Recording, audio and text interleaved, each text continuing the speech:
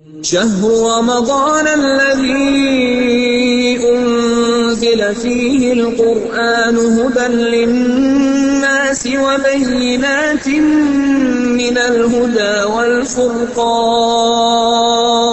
شهر رمضان الذي أنزل فيه القرآن هدى للناس. اسی طریقے سے بہت سارے افراد ڈائبٹک ہوتے ہیں، وہ سوچتے ہیں کہ شاید شوگر وغیرہ ٹیسٹ کرنے سے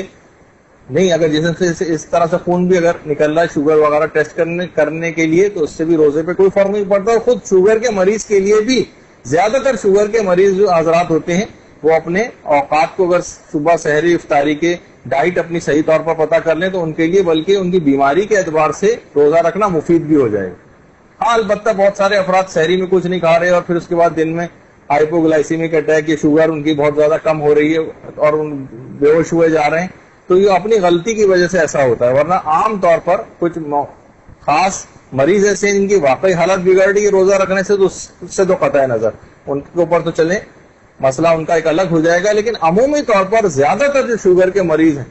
بلکہ ان کی گریٹ میجورٹی جو ہے ان کی بیماری بہتر ہی ہو جاتی ہے روزہ رکھنے سے، بجائے اس کے کہ حالات ان کے زیادہ خراب ہیں. ایسا نہیں ہوتا.